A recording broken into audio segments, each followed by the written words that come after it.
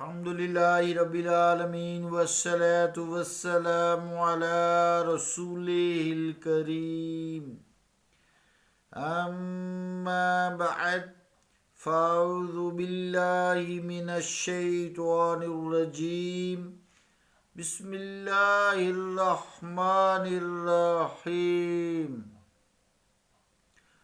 قال انذرنی إلى يوم يبعثون قال إنك من المنذرين صدق اللہ العظیم۔ واجب الاحترام سامعین، السلام علیکم ورحمۃ اللہ وبرکاتہ۔ سورۃ الاعراف کی 2 آیات 14 نمبر اور 15 نمبر تلاوت کرنے کا شرف حاصل کیا ہے۔ ان آیات کا ترجمہ یوں ہے: بولا مہلت دے مجھے اس دن تک جب لوگ قبروں سے اٹھائے جائیں گے۔ اللہ نے فرمایا، بے شک تو مہلت دیے ہوئوں میں سے ہے۔ اللہ کا قول سچا ہے جو بڑی ہی عظمت والا ہے۔ عزیزان گرامی قدر، ابلیس کے بارے میں گفتگو کا سلسلہ جاری ہے۔ جب اللہ تعالیٰ نے اسے کہا اور فرشتوں سے کہا کہ میری تخلیق کے شاہکار حضرت آدم علیہ السلام کو جب میں روح پھونک دوں تو تم سب سجدے میں گر جانا، آدم کو سجدہ کرنا۔ سب فرشتے سجدہ میں گر گئے، لیکن ابلیس جو ہے، شیطان ابلیس، اس نے سجدہ نہ کیا، مغرور ہوا، تکبر کیا اور کافروں میں سے ہو گیا۔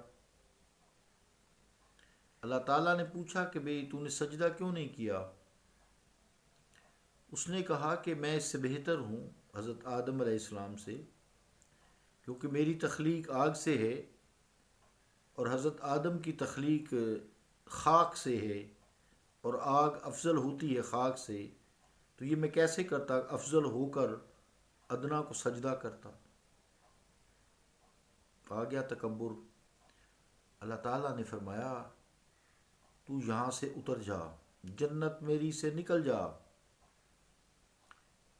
اس جگہ پر مناسب نہیں ہے جو مغرور ہو اس کا ٹھہرنا، تو ذلیل ہے، حقیر ہے۔ ابلیس کسی سٹیج پر بھی معافی مانگ لیتا نا تو شاید اس کی معافی قبول ہو جاتی، لیکن حکمت الہی کا تقاضا یہی تھا کہ وہ معافی نہ مانگے۔ اب اسے مہلت دی جائے، یہی حکمت الہی کا تقاضا تھا۔ اس نے کہا یار اب مجھے مہلت دے، اور کب تک مہلت دے؟ جب تک یہ دنیا قائم ہے، جب تک یہ حق و باطل کی آویزش جاری ہے، مجھے مہلت دے۔ اس کی درخواست کو قبول کر لیا گیا۔ اب اس کو بات کو سمجھیں، جب بچہ پیدا ہوتا ہے انسان کا تو اس کے ساتھ ایک شیطان بھی پیدا ہوتا ہے۔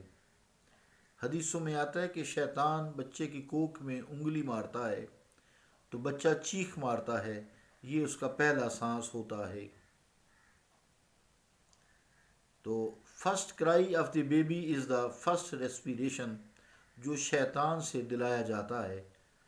سانس کی آنی جانی اللہ ہی کے اختیار میں ہے، لیکن یہ شیطان سے کام لیا جاتا ہے۔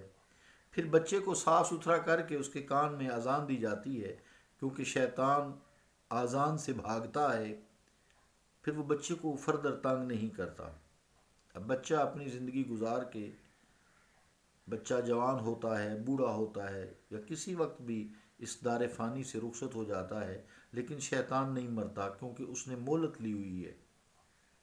اللہ تعالیٰ نے اس دونوں آیتوں میں فرمایا کہ میں نے اس کو مہلت دی تا قیامت تک، جس کا نتیجہ یہ ہے کہ افزائش نسل انسانوں کی وہ کم ہے، اور ان کی جو نسل ہے وہ بڑھتی جا رہی ہے، جس کی وجہ سے ہر دور آنے والے دور سے کم پر فتن ہوتا ہے، ہر آنے والا دور فتنوں کی زیادہ اماجگاہ ہے۔ اس لیے قیامت کے نزدیک جیسا کہ حدیثوں میں آتا ہے بہت زیادہ فتنے ہو جائیں گے، کیونکہ شیطان جو ہے، اگلی آیت جب آئے گی انشاءاللہ اس میں کچھ پتہ لگے گا، تو شیطان جو ہے وہ لوگوں کو بہکاتا رہے گا، چاہے کوئی سیاسی حکومتیں ہوں، چاہے گھریلو حکومتیں ہوں، خانگی معاملات ہوں، معاشرتی ہوں، معاشی ہوں، حرام حلال کی تمیز ہو، کچھ بھی ہو، جتنے بھی معاملات ہیں، عقائد ہیں، اخلاق ہے، شیطان ان میں بگاڑ پیدا کرتا رہے گا، کیونکہ اس کی تعداد بھی زیادہ ہو جائے گی۔ تو اللہ تعالی ہمیں شیطان کے شر سے بچائے۔ صلی اللہ تعالی علی رسول خیر خلقہ محمد وعلی آلہ وصحابہ اجمعین برحمتک یا ارحم الراحمین۔